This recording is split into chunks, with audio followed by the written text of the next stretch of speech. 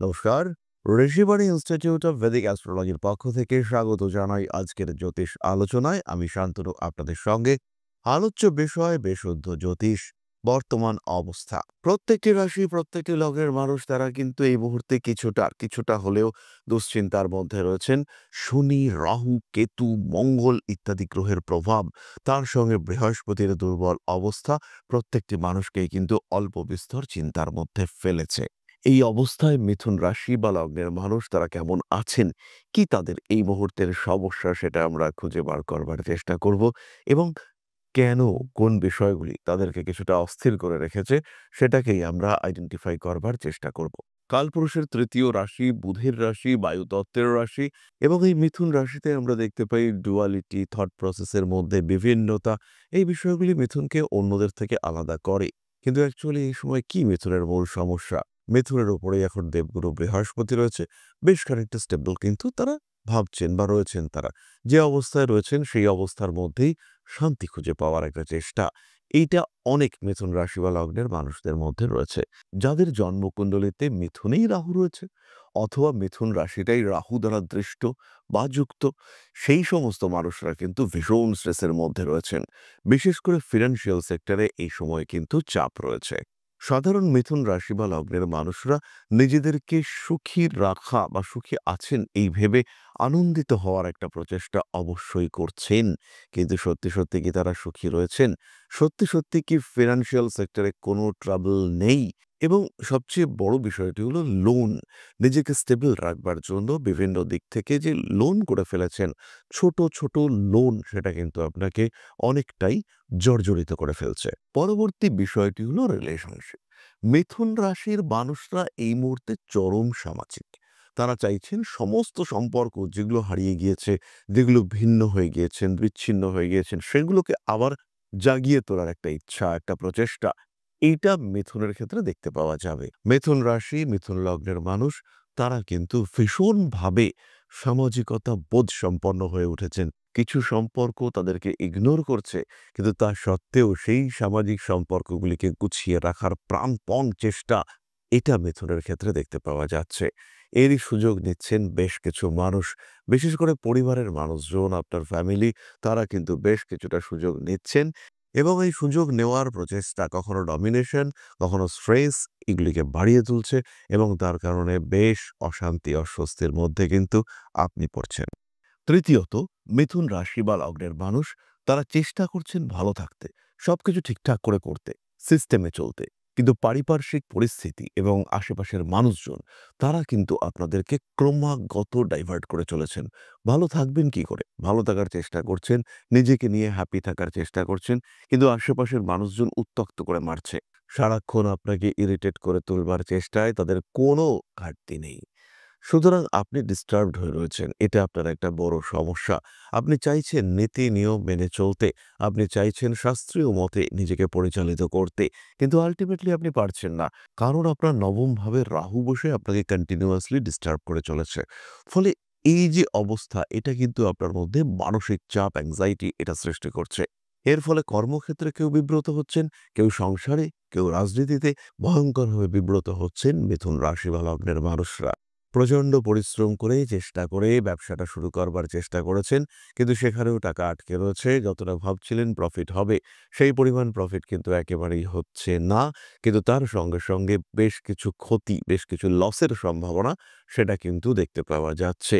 আনুষঙ্গিক বিষয়াবলীর ক্ষেত্রেও বেশ কিছুটা স্ট্রেস ফ্যাক্টর কাজ করতে দেখতে পাওয়া যাবে। পড়াশোনার ক্ষেত্রে উন্নতি করছেন, উন্নতি হওয়া ভীষণ পজিটিভ, কিন্তু তার সঙ্গে সঙ্গে পারিপার্শ্বিক শত্রুরা আপনাকে ভীষণভাবে ডিস্টার্ব করে চলেছে। আপনার স্থিতিশীলতাকে তারা ক্রমাগত বাধা দিয়ে চলেছে। আপনার উন্নতির প্রচেষ্টাকে তারা ক্রমাগত ডিস্টার্ব করে চলেছে। পরবর্তী যে সমস্যা এই সময় মিথুনকে ভীষণভাবে ডিস্টার্ব করছে, সেটি হলো উৎসাহের অভাব। চেষ্টা করছেন, ভাবছেন যে করব, কিন্তু যখন করার সময় আসছে, যখন আপনাকে অ্যাক্টিভ হয়ে উঠতে হবে, সেই সময় আপনি হঠাৎ করেই বেশ খানিকটা দুর্বল হয়ে পড়ছেন। হঠাৎ করেই আপনার অ্যাক্টিভিটি লেভেল সেটা বেশ খানিকটা ফল করে যাচ্ছে। কেন? এই প্রশ্ন বারবার পীড়িত করছে আপনাকে। কারণটি হলো আপনার তৃতীয় ভাবে কেতু অবস্থান করে রয়েছে। আপনি চেষ্টা করেও আল্টিমেটলি কিন্তু আপনার জায়গা, আপনার ক্ষেত্রটিকে উদ্ধার করতে পারছেন না। আপনার অ্যাক্টিভিটি লেভেল কমছে, আপনি কিছুটা অলস হয়ে পড়েছেন। এখান থেকে নিজেকে উৎসাহিত করে তোলা চেষ্টা করছেন, কিন্তু আল্টিমেটলি সাকসেস হচ্ছে না। এগুলি ছাড়াও বেশ কয়েকটি ছোট, ছোট বিষয় রয়েছে, সেটি হলো কমিউনিকেশন গ্যাপ। যে সম্পর্ক বেশ গড়ে উঠেছিল, তাদেরকে নিয়ে একটা ব্যবসা তৈরি করবার জায়গা তৈরি হয়েছিল, কিন্তু আল্টিমেটলি সেই বিজনেসটা ডেভেলপ করছে না। আপনার চেষ্টা থাকা সত্ত্বেও সেই কাজটা ফ্রুটফুল হচ্ছে না। বন্ধু-বান্ধবের উপরে ভরসা করেছিলেন, কিন্তু তারা আপনার ভরসার যোগ্য মর্যাদা দিচ্ছে না। এই ধরনের ছোট, ছোট বিষয়গুলো কিন্তু আপনাকে ফেস করতে হবে। এই ধরনের বিষয়গুলির কারণে আপনাকে কিছুটা স্ট্রেসড অবশ্যই থাকতে হবে। এটি কিন্তু আপনাকে খেয়াল রাখতে হবে। নিজের প্রতি যত্ন রাখার চেষ্টা, এটা আপনাকে সবার আগে করতে হবে। শরীরটা কখনো, কখনো দুর্বল হয়ে যাচ্ছে, লগ্নে বৃহস্পতি, রিকভারি আপনি পাচ্ছেন। কিন্তু কখনো ইনডাইজেশন, হজমের সমস্যা ভীষণ ভোগাচ্ছে আপনাকে। এরই সঙ্গে, সঙ্গে কয়েকটি স্পেসিফিক বিষয় নিয়ে আমরা ডিসকাস করব। যাদের জন্মকুণ্ডলিতে ৪, ৮, ১২ অর্থাৎ কন্যা, মকর কিংবা বৃষ, এই ৩ টি রাশি পীড়িত হয়ে রয়েছে, তাদের কিন্তু জমি জায়গা সংক্রান্ত মামলা, আইনি সমস্যা এগুলি বাড়তে শুরু করেছে। তাদের ক্ষেত্রে বাড়তে শুরু করেছে মানসিক চাপ। আবার যাদের জন্মকুণ্ডলিতে বৃহস্পতি বক্রী হয়ে দুস্থানগত হয়ে রয়েছেন, তারা কিন্তু শারীরিক দিক থেকে বেশ ভুগছেন এবং স্বামী-স্ত্রী সম্পর্কের মধ্যে তৃতীয় ব্যক্তির অনুপ্রবেশ কিছু আইনি জটিলতা প্রকট আকার নিয়ে চলেছে। পরিশেষে আমরা বলব, যাদের জন্মকুণ্ডলিতে চন্দ্র দুর্বল অবস্থায় রয়েছে, তাদের ক্ষেত্রে কিন্তু অর্থনৈতিক সংকট প্রবল হয়ে উঠছে। দেবগুরু বৃহস্পতি আপনাকে কোনো না কোনোভাবে ঠেকা দিয়ে চলেছেন, কিন্তু অর্থনৈতিক ক্ষেত্রে আপনি ক্রমাগত দুর্বল, আরও দুর্বল হয়ে চলেছেন। ক্রমাগত সমস্যা আপনাকে জড়িয়ে ধরছে। যতই অর্থনৈতিক দিক থেকে আপনি সচ্ছল সবল হওয়ার চেষ্টা করছেন না কেন, হাতে টাকা আসছে, কিন্তু তার সঙ্গে সঙ্গে ঋণ বাড়ছে। কোনো একটা জায়গা থেকে টাকা এনে অন্য কোনো গর্ত বোঝানোর চেষ্টা করছেন। সুতরাং এই সমস্যাগুলি আপনার ক্ষেত্রে যদি হয়ে থাকে, পরামর্শ নিন আপনার জ্যোতিষ বন্ধুর। সমস্যা আসতেই পারে, নিজেকে ভালো রাখতে হবে, নিজেকে হ্যাপি রাখার চেষ্টা অবশ্যই করতে হবে। এরপরে আমরা চলে আসব নাক্ষত্রিক আলোচনা প্রসঙ্গে। প্রথমেই রয়েছেন মৃগশীর্ষা। অকারণ ছোটাছুটি করে একটু ক্লান্ত হয়ে পড়েছেন। টাকা পয়সার চাপ তো আছেই, ভুল লোকের সঙ্গে ব্যবসা করে জটিলতার মধ্যে ক্রমাগত জড়িয়ে পড়ছেন। একটা স্ট্রিক্ট ডিসিশন আপনাকে নিতে হবে, কিন্তু সেই ডিসিশন নেওয়ার জন্য আপনি কেন যেন সাহস খুঁজে পাচ্ছেন না। বুঝতে পারছেন এই কাজটা করা উচিত, এই কাজটা আপনাকে সাকসেস এনে দেবে, কিন্তু সরাসরি সাহস করে সেই কাজটা যে করে ফেলবেন, সেখানে একটা কনফিডেন্সের অভাব কাজ করছে। আশেপাশের মানুষগুলো কে কষ্ট পাবে, কতটা কষ্ট পাবে, কেন কষ্ট পাবে, এই ধরনের বিভিন্ন প্রশ্ন আপনাকে জর্জরিত করছে। এর কারণে শিক্ষাক্ষেত্রে, কর্মক্ষেত্রে, সামাজিক ক্ষেত্রে, সাংসারিক ক্ষেত্রে, স্বামী-স্ত্রী সম্পর্কের ক্ষেত্রে আপনি কিন্তু কনফিউশনের মধ্যে জড়িয়ে যাচ্ছেন। সরাসরি সিদ্ধান্ত নিতে হবে, সেটা নিতে পারছেন না এই মুহূর্তে মৃগশীর্ষা। পরবর্তী নক্ষত্র আর্দ্রা। তুলনামূলকভাবে ভালো আছেন, নিজের কাজে কনসেন্ট্রেট করে চলেছেন, চেষ্টা করছেন আরো বেটার করবার। অর্থনৈতিক দিক থেকে স্ট্রেস আছে, কিন্তু তা সত্ত্বেও আর্দ্রা সবকিছুকে মানিয়ে চলবার চেষ্টা করছেন। আশেপাশের মানুষজন, পরিবারের মানুষজন যাদের উপর আপনি কিছুটা হলেও ডিপেন্ডেন্ট, তাদের শরীর স্বাস্থ্য এটা আপনাকে ভোগাচ্ছে। ভরসার জায়গাটা নষ্ট হচ্ছে। একটা অদ্ভুত কনফিউশন আপনার মনের মধ্যে কাজ করছে। যে কাজটা আপনি করছেন সেটা ঠিক হচ্ছে না বেঠিক হচ্ছে, এরকম একটা অদ্ভুত কনফিউশন তার মধ্যে কিন্তু আপনি রয়েছেন। আর এই কনফিউশনের জন্য আর্দ্রা যে প্রপার ডিসিশন নেবেন, সেটা কিন্তু আর্দ্রা নিয়ে উঠতে পারছেন না। পরবর্তী নক্ষত্র পুনর্বসু। রেসপন্সিবিলিটি বাড়ছে, টেনশনে রয়েছেন, পড়াশুনোর ক্ষেত্রে চাপ আসছে। টাকা পয়সা যতটা সেভিংস করার দরকার, যে প্ল্যানিং করেছিলেন, সেই প্ল্যানিং মেনটেন করতে পারছেন না। কর্মক্ষেত্রে কিছুটা স্ট্রেস কাজ করছে। বিশেষ করে যাদের জন্মকুণ্ডলিতে বৃহস্পতি দুর্বল রয়েছে, তারা অবশ্যই কর্মক্ষেত্রে স্ট্রেসের মধ্যে রয়েছেন। বাড়ির মানুষজনকে খুশি রাখার চেষ্টা করছেন, আপনার প্রয়াসের অভাব নেই, কিন্তু আল্টিমেটলি আপনি তাদেরকে খুশি করে উঠতে পারছেন না। সমস্যা রয়েছে। পুনর্বসু নক্ষত্রের মানুষদের মেন্টাল অ্যাংজাইটি এটাও বাড়তে দেখতে পাওয়া যাবে। তার সঙ্গে সঙ্গে বাড়বে কাজের চাপ। এখানে একটা বিষয় খেয়াল রাখতে হবে, তৃতীয় কেতু থাকার কারণে ভ্রাতৃবিরোধ এটা কিন্তু আপনাকে বেশ খানিকটা ভোগাতে পারে। যে কথাটা আপনারা সবাই মিলে চাইছেন, আপনার ভাই বোন সেই বিষয়টিকে মানতে চাইছে না। জমি জায়গা বিক্রি, বন্টন ইত্যাদির ক্ষেত্রে তারা কিন্তু সমস্যা সৃষ্টি করতে পারে, খেয়াল রাখতে হবে। খেয়াল রাখার থেকেও বড় কথা, মেন্টালি কিন্তু কিছুটা প্রিপেয়ার্ড থাকতে হবে। তাহলে মিথুন রাশি এবং তার বর্তমান সমস্যাগুলিকে আমরা কিছুটা চিহ্নিত করতে পারলাম।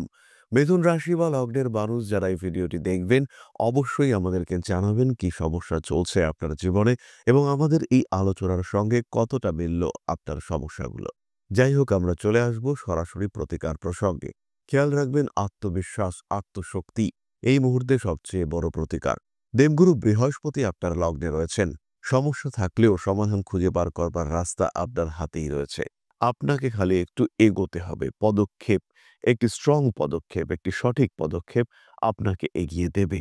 আমার স্থির বিশ্বাস প্রত্যেকটি মিথুন রাশি বা লগ্নের মানুষ এই পদক্ষেপ নিতে পারবেন। আর যদি এই পদক্ষেপ আপনি নিতে না পারেন, আপনাকে সাহায্য করবার জন্য রয়েছি আমরা। সমস্যায় জ্যোতিষের পরামর্শ নিন এবং অবশ্যই ভালো থাকার পূর্ণাঙ্গ প্রয়াস আপনি করুন। যাই হোক, আমরা চলে আসবো আলোচনার পরবর্তী পর্যায়ে, অর্থাৎ আপনাদের প্রশ্নে জ্যোতিষের উত্তর। তবে তার আগে একটি ছোট্ট বিষয় আপনাদের সঙ্গে শেয়ার করতে চাইব।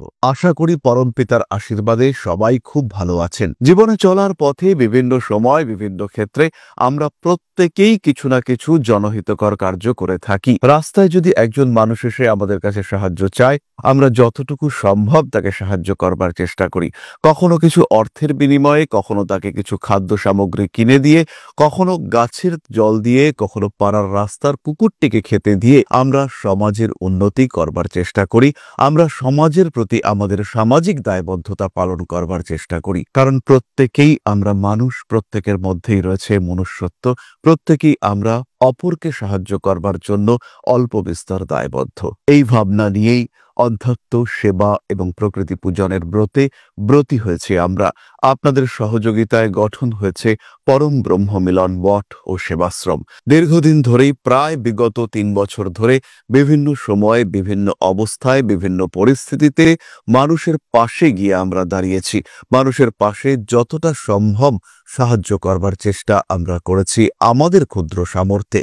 বারংবার আমরা পেয়েছি আপনাদের সাহচর্য, বারংবার আপনারা বাড়িয়ে দিয়েছেন আপনাদের সহযোগিতার হাত। তাই আরও একবার আপনাদের সামনে আজ আমি আবার এসেছি পরবর্তী কর্মসূচিকে বাস্তবায়িত করবার জন্য। বিগত দিনগুলিতে বিভিন্ন সময়ে আমরা বিভিন্ন ক্ষেত্রে ডোনেশন কর্মসূচি করেছি। আমরা শীতকালে কম্বল বিতরণ করেছি, মোজা, চটি বিতরণ করেছি, মশারি বিতরণ করেছি ডেঙ্গুর সময়, করোনার সময় খাদ্য সামগ্রী বিতরণ করেছি আমরা। তার সঙ্গে সঙ্গে ছোট ছোট শিশুদের পড়াশুনো এগিয়ে যাওয়ার জন্য সারা বছরের সমস্ত শিক্ষা উপকরণ আমরা বিতরণ করেছি। তাদের সঙ্গে আমরা সময় কাটিয়েছি। এদের শিক্ষার ক্ষেত্রে যাতে ডেভেলপমেন্ট হয়, তাই বেশ কিছু এলাকায় আমরা সম্পূর্ণ বিনামূল্য কোচিং সেন্টার পরিচালনা করছি। এবং বিশেষ বিষয়টি হলো যে প্রত্যেকটি ক্ষেত্রেই আপনারা কিন্তু প্রত্যক্ষ বা পরোক্ষভাবে আমাদের সঙ্গে আছেন। এই কর্মসূচিগুলিকে সঠিকভাবে এগিয়ে নিয়ে যাওয়ার জন্য এবার প্রয়োজন হয়ে পড়েছে একটি পরিকাঠামো, একটি সুগঠিত আশ্রমের, যেখানে বেশ কিছু মানুষ আশ্রয় পাবে, যেখানে বেশ কিছু বৃদ্ধ বৃদ্ধা তাদের দিনগুলিকে আরেকটু খুশির মধ্যে নিয়ে আসতে পারবেন, যেখানে বেশ কিছু অসহায় শিশু তাদের অভিভাবক খুঁজে পাবে, যেখানে বেশ কিছু নিষ্পাপ প্রাণ বিকশিত হওয়ার সুযোগ পাবে, যেখানে বেশ কিছু নিষ্পাপ প্রাণী তারা তাদের আশ্রয় খুঁজে পাবে। এই আশ্রম পরিকল্পনার জন্য, তার পরিকাঠামো নির্মাণের জন্য আমরা একটি জায়গা সিলেক্ট করেছি। সেই জায়গাটি ক্রয় করবার জন্য প্রয়োজন বিপুল অর্থের, যেটি কেবলমাত্র আমাদের প্রচেষ্টায় সংগ্রহ করা অসম্ভব। তাই আপনাদের প্রত্যেকের কাছে ছোট্ট অনুরোধ, প্রত্যেকেই অল্প অল্প করে এগিয়ে আসুন। প্রত্যেকের বিন্দু বিন্দু অনুদানে একদিন সিন্ধু স্বরূপ গড়ে উঠবে পরম ব্রহ্ম মিলন মঠ ও সেবাশ্রম। আমাদের প্রত্যেকের স্বপ্ন সমাজের জন্য কিছু করে যাওয়ার, সমাজকে উন্নততর পর্যায়ে নিয়ে যাওয়ার এই যে প্রচেষ্টা, এই যে ইচ্ছে, এই যে উদ্যম, এই উৎসাহ বাস্তবায়িত হবে আপনাদের সহযোগিতার মাধ্যমে। তাই আপনাদের প্রত্যেকের কাছে স্বনির্বন্ধ অনুরোধ, যতটুকু সম্ভব, যতটুকু সামর্থ্য, হতেই পারে অতি ক্ষুদ্র সেই সামর্থ্য, কিন্তু এসে পাশে দাঁড়ান। ইতিমধ্যেই বহু মানুষ তাদের যথাসম্ভব সাহায্যের হাত আমাদের দিকে বাড়িয়েছেন। আমরা তাদের প্রতি কৃতজ্ঞ। আমাদের আন্তরিক ধন্যবাদ আমরা জানাই তাদের প্রতি। এবং আপনাদের কাছেও আমাদের অনুরোধ, আপনারাও একটু একটু করে এগিয়ে আসুন। সবাই যদি অল্প অল্প করে এগিয়ে আসি তাহলেই কিন্তু বিরাট কোনো স্বপ্ন বাস্তবায়িত হতে পারবে। সকলেই যদি অল্প অল্প করে এগিয়ে আসি তাহলেই কিন্তু বিরাট এই মহান কর্ম বাস্তবায়িত হতে পারবে। একদিন আমার আপনার প্রত্যেকের স্বপ্ন পরম ব্রহ্ম বেলন মঠ ও সেবাশ্রম আধ্যাত্ম সেবা এবং প্রকৃতি পূজনের এই মহান দায়িত্ব নিয়ে এগিয়ে আসতে পারবে, একটি জায়গা তৈরি করতে সক্ষম হবে। সবাইকে জানাই অগ্রিম ধন্যবাদ এবং শুভেচ্ছা। সবাই খুব ভালো থাকবেন। নমস্কার। তাহলে এবার আমরা চলে আসি আপনাদের প্রশ্ন পর্যায়ে। প্রশ্ন করেছেন প্রিয়া, 29/6/2002, প্লেস অফ বার্থ চেনসুরা, জন্ম সকাল 10টা 30। গভর্নমেন্ট জব কবে পাবো? প্রিয়া, প্রথমেই বলি 2028-29 এই সময়ে তোমার চাকরি প্রাপ্তি, স্টেবিলিটি এই জায়গাটা রয়েছে। 26-27 এই দুটো বছর কিন্তু তোমার সেই বছর যেখানে তুমি সাকসেসফুল হবে। 2026-এর শুরু থেকেই প্রচণ্ডভাবে খাটো এবং চাকরি তুমি পাবেই। শরীরের যত্ন নাও, পেটের যত্ন এটা অবশ্যই নাও। উল্টোপাল্টা খাওয়া কন্ট্রোল করবার চেষ্টা করো এবং তার সঙ্গে সঙ্গে যতটা সম্ভব মেডিটেশন করে নিজের রাগকে কন্ট্রোলে রাখার চেষ্টা করো। তাহলে আজকের আলোচনা আমরা আর দীর্ঘায়িত করব না। সবাই সুস্থ থাকুন, ভালো থাকুন। মা শ্রী শ্রী আদিশক্তির আশীর্বাদ বর্ষিত হোক আপনাদের উপর। জয় মা আদিশক্তি। নমস্কার। ॐ अकारादि पञ्चाशद्वर्णेभ्यो स्वाहा। ॐ प्रतिपादादि तिथिभ्यो स्वाहा। ॐ पृष्ठपक्षाय स्वाहा। ॐ शुक्लपक्षाय स्वाहा। ॐ अमावास्याय स्वाहा। ॐ पूर्णिमाय स्वाहा।